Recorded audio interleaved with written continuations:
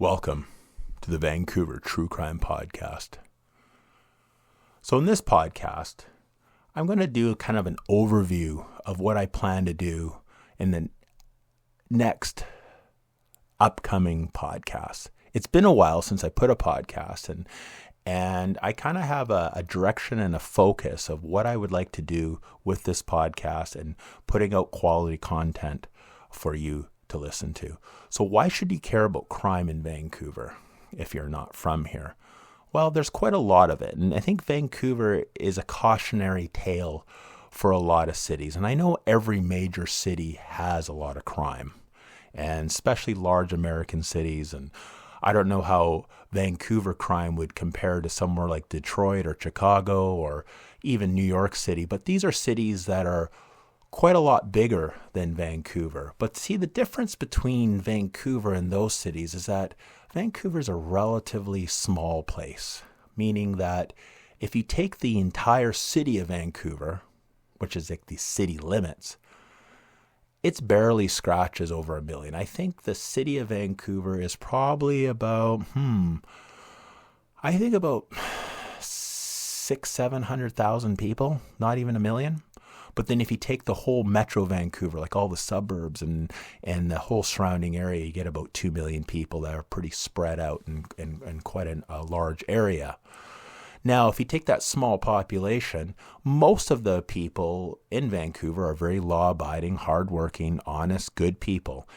And this city I grew up in, I'm actually a fourth-generation Vancouverite.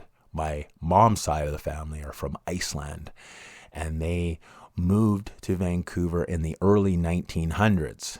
And my dad's side my dad is American. My dad currently lives in Denver, Colorado, and his people are, I guess, what they call Creole. They're from Louisiana, mixture of European, Native American, and Black. And I remember my grandmother, who I was raised till about 5 years old, was full-blooded Indian. I believe her background was called Shata. I probably pronounced it wrong. I'm sorry. But the claim to fame, apparently, Elvis was Shata native. So I have a kind of an interesting perspective, right? I've been to a lot of American cities. I used to work for a large software company, and part of my sales territory was over 40 cities throughout North America. Now, on one side of the coin, Vancouver is a very beautiful place, and I'm happy to live here. I'm happy I was born and raised here. The city itself is gorgeous. The beaches are beautiful. Summertime, there's so many wonderful beaches, trails. If you love hiking, if you're a boater, if you're into fishing, if you're into skiing, if you're into camping. Fine dining. Vancouver has world-class restaurants. You know, it's actually a great city to live in if you can afford it. That's a whole discussion for another time. But however, on the surface, Vancouver is a beautiful place. Beautiful parks, lots of recreational places. There are a majority of people in Vancouver are health conscious. They're maybe not the best dressed. That's another argument. People love to dress casual here.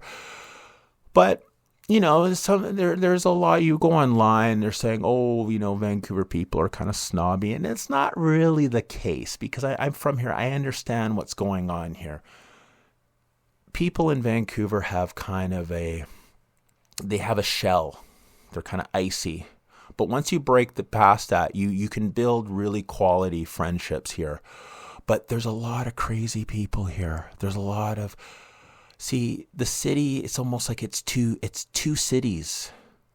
There's the normal people, the healthy people, the health-conscious people, the attractive people that come here for acting. Vancouver has one of the largest movie industries in North America. So many movies, so many TV shows, so many Netflix specials. Seems like every science fiction show on Netflix was filmed in Vancouver. I recognize all the places, right? So there's a lot of actors, a lot of people that come here for work in the entertainment business, right?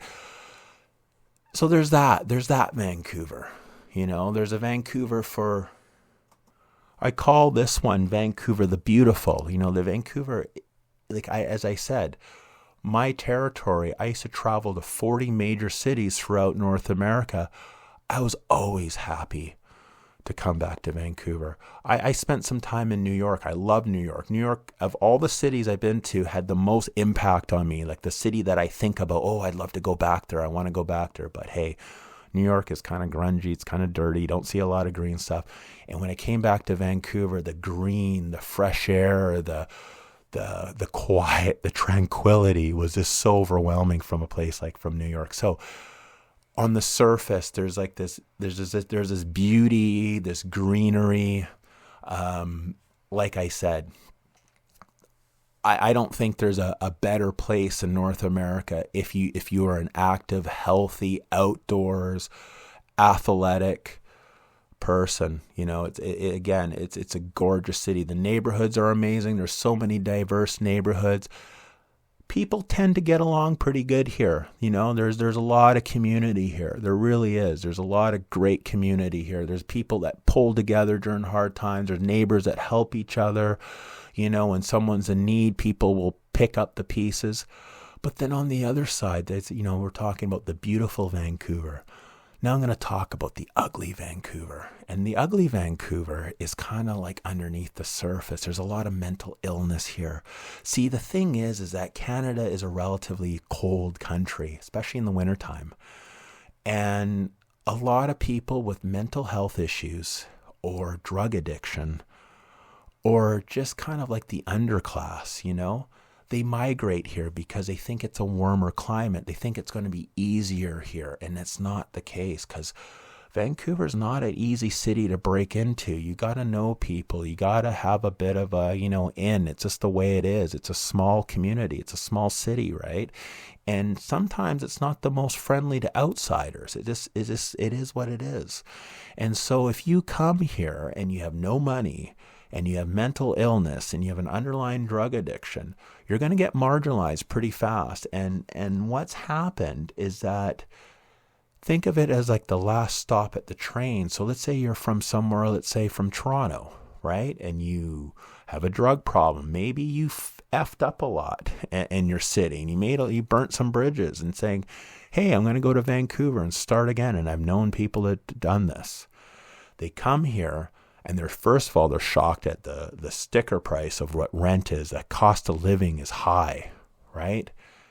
They find it hard to meet friends because, people from Vancouver who are health conscious and, have good things going on, they don't really want to invite someone in their life that has drug problems and not from here and might cause problems, because I can tell you so many nightmare stories about, I've seen it so many times. It just like, just to call it simply, Vancouver is the mental health capital of Canada.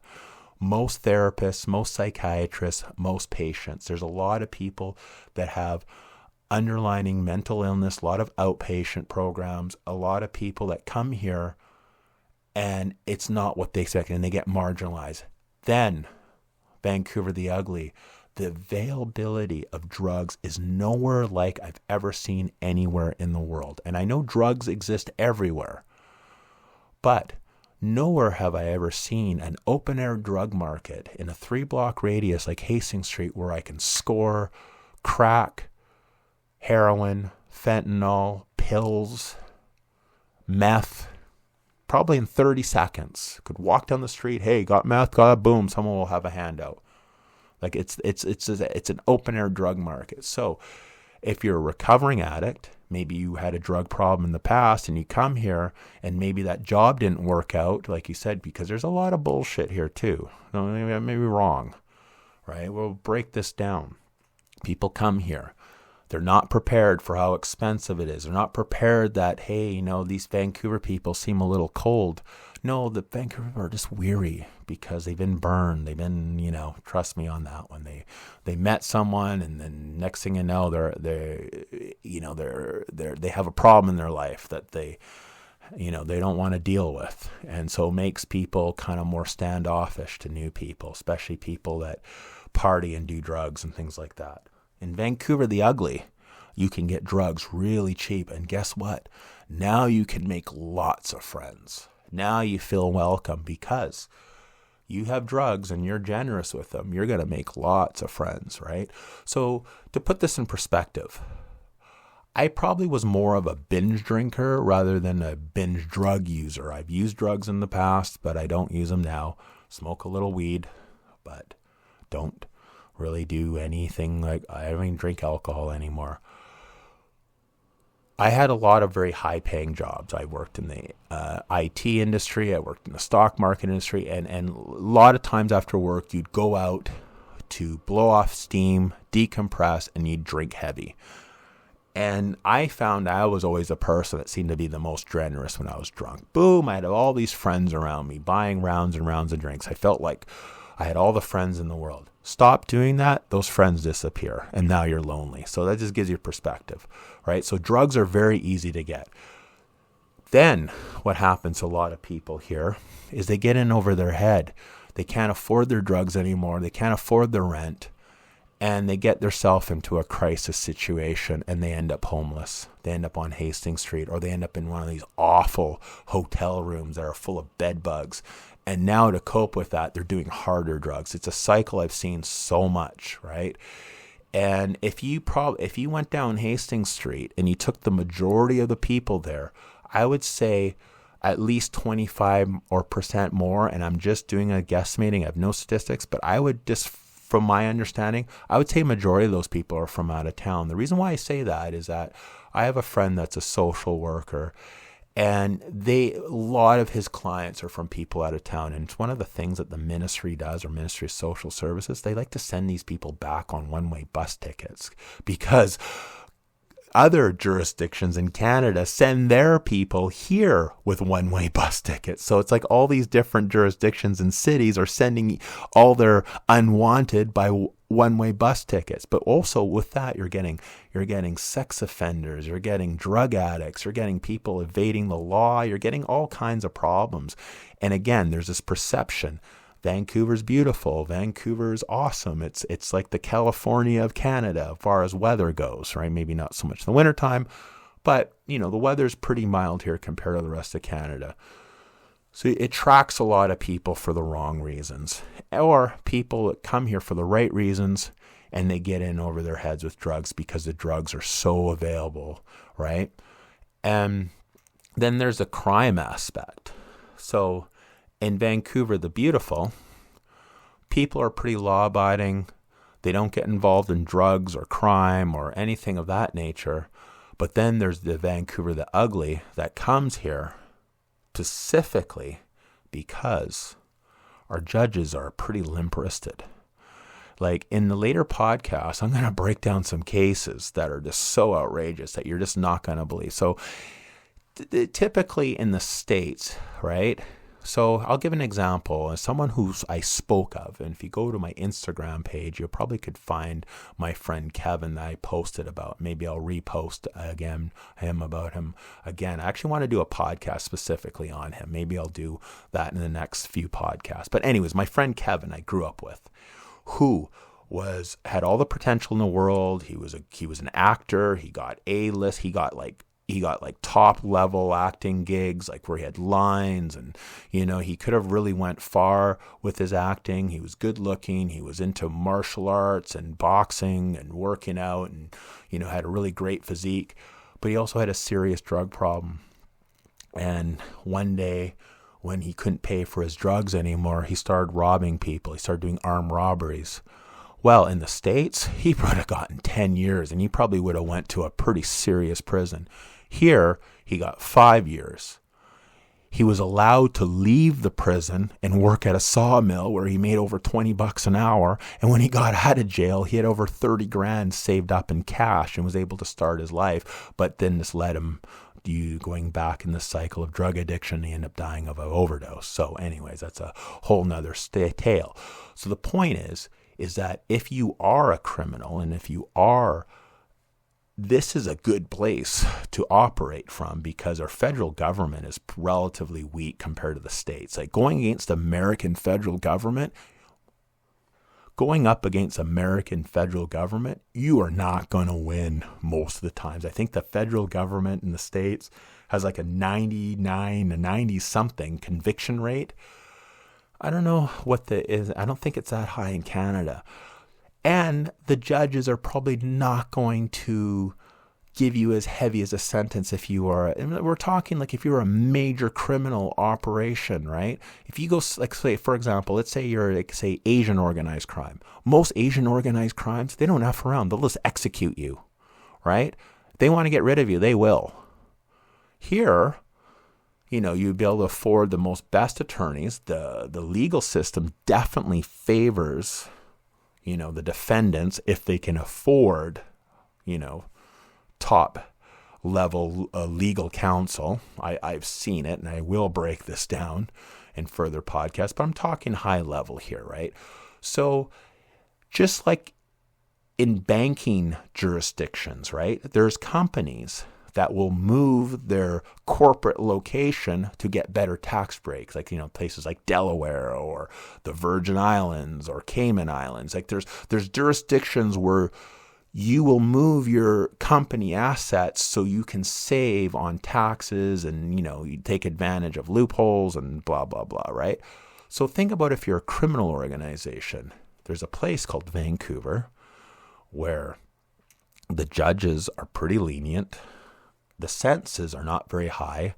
There's highly skilled lawyers that really know the law and to your benefit if you can afford them. And it's a money laundering paradise. The casinos were allowing people to walk in with hockey bags full of cash on camera and then trading them for chips, like being in plain as day what they're obviously. So again, that was the last government, not the current government. So just to digress for a moment. So if the government didn't know that people were just walking into their government-owned casinos and laundering cash, well, shame on them. And if they did know, well, shame on them. But apparently there's some big fact-finding mission, and we'll get the answers hopefully in a year or so. So moving forward. So again, there's nowhere better on earth, well, maybe North America, to launder your money. So if you're a criminal organization, international criminal organization, right? You move here. There's an investor program. You can become a citizen if you pay, basically buy your citizenship. And, I'll break that down in a later podcast. So basically they become Canadian citizens. They're criminals, right? Because they buy their way in. They have access to our financial markets. They can launder their money through our housing because you can just buy a house through, and that's what drove prices of housing through the roof, because Vancouver became a holding assets for criminal organizations to hold their money in and then have access to the Canadian commerce and banking and credit and blah, blah, blah, and all that stuff. Casinos to wash your money and all that kind of stuff, right? Then there's also a large population that consume drugs. So there's two major pipelines of people that are there's two major pipelines of people that are guaranteed to use your drugs. So that I talked about in my earlier podcast about a place called Wally, which is outside of Vancouver, and it's a neighborhood in Surrey where it's a high drug using area. And then of course Hastings Street. It's like the massive pipeline, $1 million a day of drug sales, of people consuming drugs. So you have access now to a huge population of people to move your drugs through, right? So that those drugs turns into cash instantly. Now, I want to say something or to tell you something. This is a true story, and it's so outrageous that I hardly believe it myself, but I witnessed it. So on Hastings Street, I remember I was looking for my friend Kevin, and I finally found him because he would go and disappear.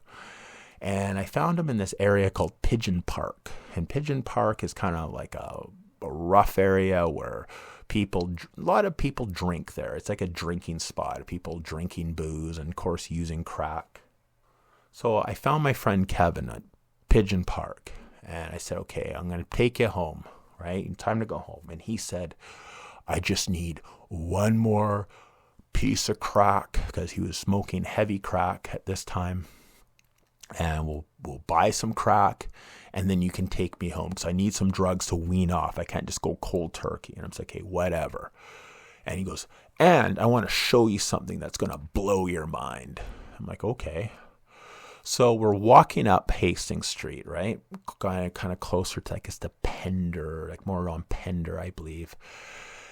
And there was this old hotel, like really rough looking, kind of like I think it advertised it was like for backpacking or something like that, like hostel for out of town people, but it was all homeless people. And there was like a lineup down the street but this lineup was moving fast. He goes, oh, let's get in the lineup. I'm like, okay, what the fuck's going on? He goes, oh, I'm going to buy some crack. I'm like, okay. So we go in this lineup, and the lineup moves fast, and we're in the door. Kevin looks at the guy, says something, the guy just kind of ushers in. We walk into the hotel. Now this is a really rundown piece of shit, old, barely, it should be a condemned building. Looks like a condemned building inside, right? But there's probably about 100 people in the lineup, and the area inside the hotel lobby area is very crowded with people, and people are going in and out fast. We get up to the counter. Kevin pulls out a $50 bill, asks for a $50 crack. The guy pulls out a big crack rock. He grabs it, and we go. And I'm just looking, going, holy shit. And I'm just watching people. So every second you can count 1, 2, 3, 4, 5, 6, 7, 8. People are pulling out 10s, 20s, mostly because, mostly it was 10s and 20s and $5 bills. But people are buying, crack at $10, $20 a pop. But thing is as fast as you can count, as fast as that transaction's going. And this is open air. This is like everyone, and down the street there's a police station, and there's patrol cars, and there's cops on beats. And my mind is blown, absolutely blown. And I just said to Kevin, like, how long has this place been operating for? He goes, oh, about a couple weeks now. And I think eventually it did get shut down, but that's the type of drug atmosphere that takes place in Vancouver. Like it just blows your mind. Like I remember, like I lived downtown quite a bit, and I would take friends when they come in front of town. I had this friend from Australia. He was a roadie actually for like rock bands, AC/DC, big bands from Australia. And when he would come and do a show at BC Place or at the time it was called GM Place, I think it's called Rogers Arena now. He would I let him sleep on my couch because he just nicer than a hotel room, right? I let him sleep on my couch. He just I'd give him some we hung out, right? So I remember one time I said to him, hey, you want to see something that'll blow your mind? And it was a Welfare Wednesday, which is the day when all the people on social assistance get their checks. And it was summertime. It was August. And I remember it was that band. He was roadie for that band. And I can't remember the name of the band, but they had a hit song called How Bizarre. I don't know if you can Google that song, but I remember that was a song, right? He was here for. So anyways, I take him down Hastings Street during the height of Welfare Wednesday, and it is like just a carnival of mayhem and ambulance and cop cars and thousands of people that just using and smoking crack and doing drugs. And he just said, I've traveled all over the world because he's a roadie. Right? He goes, I've never seen anything. And then I point on Main and Hastings. That police station has now closed, and there's a cop station, right? There's a police. He couldn't comprehend it, right? So again, Vancouver the ugly, right? So massive drug consumption, which must attract people that are in the drug trade because Jesus, just a guaranteed, take your powder, take your whatever it is, and turn it into cash. So there's that, right? And the strange thing that's always blown my mind all my life is that there's never seemed to be any major bust that shuts down Hastings Street. Never heard of it. They bust the dealers on the street. They do these little cleanups once in a while that just almost like are just don't really do anything. But you've never heard of some big organization, name the one you can think of, been shut down, and it now Hastings Street. Now Hastings Street is dry as a bone. There's no more dry. It just never has happened. And being around Vancouver all my life, and I remember when I was a kid, my mom would take me to Woodward's Woodward's was a department store. That was a BC department store. And they had grocery store on one floor. Then it was like for, department store. And they had every Tuesday, $1.49 day, Tuesday, $1.49 day, Woodward's. That was the jingle you heard on the radio. So my mom would take me to Woodward's. This is like in the 80s. And it was like a bit rough. And, it was downtown. But there was no fear. But then when crack hit, it changed the street. Like, I remember when it was probably like late 80s when the crack hit Vancouver. And that's when it was like, okay, it was a bit sketchy, maybe lock your car door or whatever, but it went from that to and my mom stopped going to Woodward's on Hastings Street. We went to the one on Oak Ridge after that.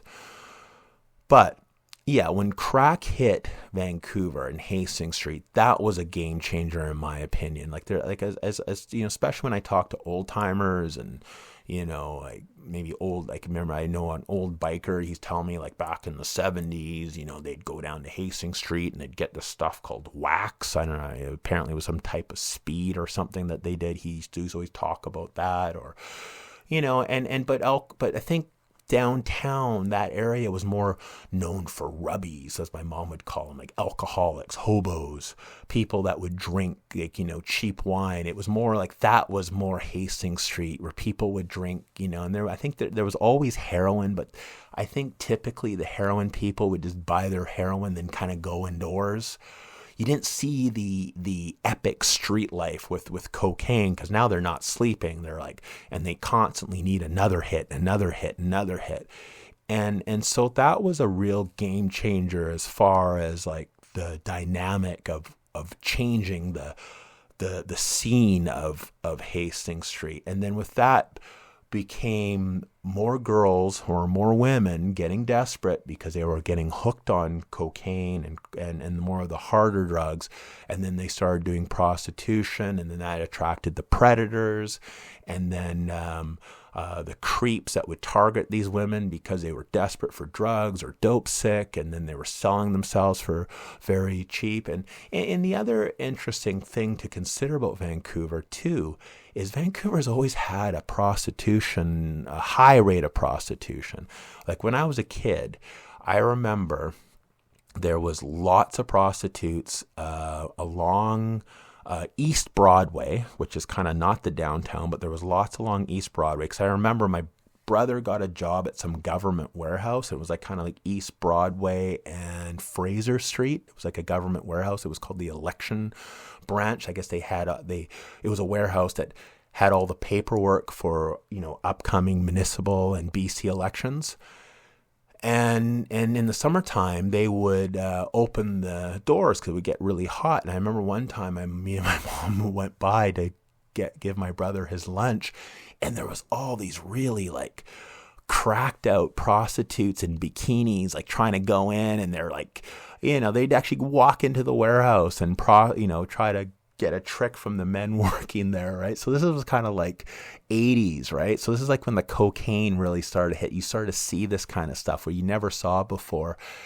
And then in the 90s, it started to get really bad because there was more drugs, more pills. I don't think meth was around. I remember meth kind of like in the club scene. I knew a lot of gay guys that did meth even going far back as the 90s, in that kind of club era, but I don't think it hit the street yet. But crack cocaine was the big thing in the 80s, and I'd say even up to the 90s, and then of course now fentanyl and meth and all these different derivative drugs that are out there. So yeah, so there's that, but going back to like early Vancouver, like there was Davie Street, and there's a good documentary. You can still find it on YouTube. It's called The Hookers of Davie Street, and Davie Street was crazy, and the West End. Like, okay, so if you're not from Vancouver, this is very confusing for people who are not. If you're not from Vancouver, this is so confusing, but I'll break it down. So there's the west side of Vancouver. So the city of Vancouver is divided by east and west, right? So Main Street divides the city. Actually, it's Ontario Street, but divides the city. East side, west side, right? Traditionally, the west side was seen as more affluent, where the east side was more working class and more rougher, right? But then there's the West End. The West End is a neighborhood in downtown Vancouver, which is mostly apartment blocks and stuff like that. In the past, it was considered more of a gay area of Vancouver. I don't think as much anymore. Like Davie Street still has a lot of gay stores and gay clubs, but back in the day, in the 80s and 90s, it was a lot more of a gay neighborhood, and but heavy partying. It was like known for parties and things like that. I'll tell some West End stories in another podcast because they're incredible. So there's the West End, and then there's West Vancouver, which is across the water. And West Vancouver is probably the most affluent neighborhood in all of Canada. Like it's up there. It's so you have the North Shore, and one side of the North Shore is North Vancouver, and then the other side is West Vancouver. So anyway, so this is the West End, and I remember even going, even into the 90s too, it was hookers all the way up Davie Street, all the way down into downtown on Seymour and Robson. So there's always been in Vancouver this underbelly of street life, of prostitution and drugs. And Vancouver, the beautiful, is very different than Vancouver, the ugly at night. So at Vancouver at night, there's lots of prostitutions. There was lots of pimps that would come from different areas, some from Seattle. They would have like this circuit where they'd bring these girls, and they'd go from Vancouver, Calgary, Edmonton, I think sometimes even as far as Toronto, Montreal. It was like the circuit, right? And so there was a lot of that. There was a lot of clubs. It seemed like there was more nightclubs back then, a lot of really sketchy ones, a lot of after hours. And Yaletown, which is kind of like a more upscale area now, but back in the day, it was all these rough underground clubs and really sketchy. And Yaletown was where the male prostitutes were. And then just before Yaletown, there was a section of transvestite prostitutes that was around, I believe, Seymour Street, right? So in this small city, you had a lot of street life. That meant also a lot of drugs. There's always a large population of people that consume drugs in Vancouver. And with that creates crime. It creates violence. People fight over territories. And again, this is possible because drug offenses are not really cracked down on, especially on personal use and stuff like that. And the sentences are not very high. And, there's not really as robust of a criminal justice system. And I don't really even think that's the answer. I don't think, and I'm not saying advocating that's the answer of just lock everybody up. But at the same time, because they never taken a very proactive stance on petty street drug use, it's been allowed to flourish, which has created other social problems. Again, bringing in more organized crime group because they're attracted to the money. They're also attracted to the ability to operate in a location where they can fight the legal system, And the not saying that the government doesn't have tools, and I think probably the toughest tool the BC government has is civil forfeiture, where they will seize assets if they think it's proceeds of crime. I think that's probably the best weapon, but that only really targets the people that are high up on the food chain, right? But again, these people have the ability to fight that. Someone who's just an everyday user and doesn't have a lot of assets, what are you going to take away from these people, right? You get what I'm saying. So the other consideration in Vancouver is the amount of people that go missing. And that's something I touched on in the past. And I will continue to do so. The amount of women that go missing. Like, I have a big list of just women, the people that gone, like I'm going to post later today of a woman that just gone missing, When I first started this podcast, I was going to focus more on gangs and drugs. But I started noticing, and at first I noticed was these missing men, and I've talked about in previous podcasts, and I'm going to reboot some of them because I feel like I can do a better job at telling their story and have a little bit of better skill set technically to produce some better quality production value, so I can tell their story better. And so I plan to reboot some of the older stories. But anyways, a lot of people go missing in Vancouver, a lot of young people, a lot of young men, which is very strange. And it's very strange that these cases never get solved. Their bodies are never recovered. And no one ever talks. Like, it's weird that no one says, hey, you know what, I know something. And then also the homicide rates in Vancouver is through the roof. Like, I just looked at a new homicide map.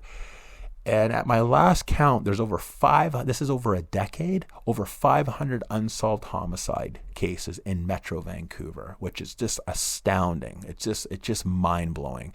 And most of them are connected with gang activities. So there's been a lot of uptick of gang shootings recently. Even in this weekend, there was I think there was a couple shootings. I'm going to post some stories later on, but it is mind blowing. Like, this is a small city, right? With a relatively small population that consumes the most amount of drugs and has probably one of the highest unsolved homicide rates of anywhere in Canada. I'd easily would be comfortable saying that. So again, this is the whole point of this particular podcast. Vancouver, the beautiful, the gorgeous, the scenic, the lovely neighborhoods, the communities, the world-class restaurants, this just I've been to so many cities around North America. And I'm always happy to be back in Vancouver. I do love this place. It is my home. This city's like in my DNA. It's in my blood. But there's something unique and creepy and dark too. This beautiful facade has a very dark underbelly. Like the Willie Pictons, the murderous pig farmer that murdered women on a scale that's unimaginable. And we never really got the full picture on that. There was a total whitewash on that, and nobody that I ever talked to personally, and I've talked to quite a few people off the record, no one was satisfied with the findings of that case. Everyone believes that something more was going on, and just to touch on it lightly, and I will devote podcasts that really will do a deep dive in that whole thing that went down. So people believe that it was a place, if you were in organized crime or something, that you could take a body to get rid of. So it was like a cleanup place, get rid of the bodies. But then there also were the word on the street, and I've heard this so many people from so many places, from different people. Everyone believes that snuff movies were being made there. Everyone believes that. Everyone believes that was one of the things that they were doing. They were making these murder movies from poor women from the downtown east side. And then also Willie Picton. I do believe he did kill women. But he wasn't alone. I'll break all that down too. And it was atrocious that was allowed to go on for as long as it did. And I'll shed light on that. So there's that, right? I believe that there's been a lot more active serial killers that have been hushed up. And the other thing about a place like Hastings Street, and this is something that was talked about, I've heard, people who put a lot of time and effort talking about this, that a lot of people believe that Hastings Street is a place for what they call dark tourism. People that are we've all heard about sex tourism, right? People that go to places like Cambodia and third world countries and molest children, which I believe they should be rounded up and shot for doing such a disgusting thing. But there's people that come to Vancouver for dark tourism. There's vulnerable women, there are drug addicts, that they can target and do terrible, sick things to. So, some could be serial killers. We're talking about the Highway of Tears, right? See, what makes the Highway of Tears unique, and remember, Highway of Tears is not in Vancouver, it's in northern BC, but obviously a murderous highway. And what makes it unique, and when I was posting about it before, and people were saying, well, do you think they'll ever catch the serial killer? It's like, it's not one person. Basically, again, it's an isolated area where women are vulnerable. Women for who hitchhike, maybe they're dependent, or not all the women are hitchhikers. That is kind of like, studying these cases. Yes, there were women that did hitchhike, but not all of them did. Some of them got abducted, But it's not just one person. It's people that go there knowing that they could have access to a vulnerable woman and they can just flee because, once you're on that highway, you're gone hundreds of miles in any direction. If you go up north, you're in Alaska. You go down south, you're back in, Metro Vancouver. If you go east, you're back in Alberta. Like you're gone. Like it's just like, and there's, in a sick way, it's an ideal place for someone who's sick in the head, who wants to target a vulnerable woman in an isolated area that's heavily wilderness and get away with it, which that's been the case. So these are things that make crime in Vancouver, BC unique because, again, we don't seem to have a high rate of solving violent murders and crime. It seems like the only time these cases get solved if they get caught in the act. And speaking generally, right? If they do get caught and they can afford counsel, they can delay a very lengthy trial. And this seems like the court system, in my opinion, I'm not a legal expert, but it seems to favor the criminal who can afford good legal counsel. And the sentencing is not as brutal as you would if you did the same thing in the States.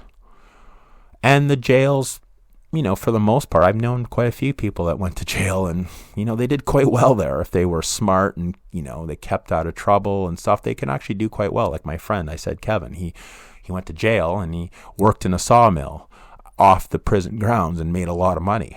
Worked out every day. He had his own key to his cell. He ate prime rib steak. He practiced kickboxing and worked out. And, he came out probably in his best shape and healthiest he's ever been, right? So that's what makes crime unique in Vancouver, being able to launder your money, access to vulnerable people that will buy your drugs, and for the most part, get away with it. So I'm going to leave here today.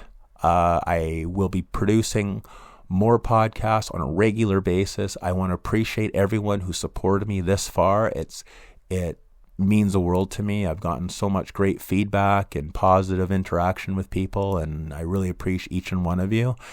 And some of the things I plan to do, like I said, is I'm planning to do more of a documentary on the Highway of Tears in the summer. I'm going to travel up there. I'm going to take videos and talk to people and do really try to get more of a story, right? Get the people who are there what they think, right?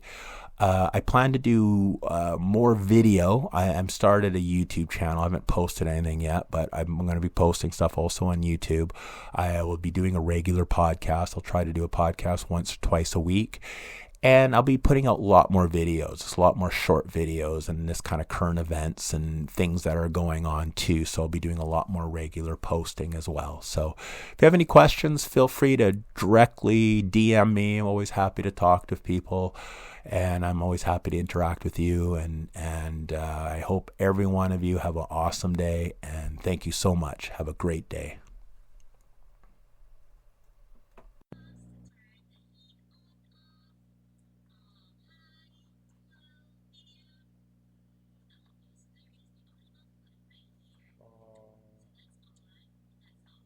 Oh, you fucking motherfucker.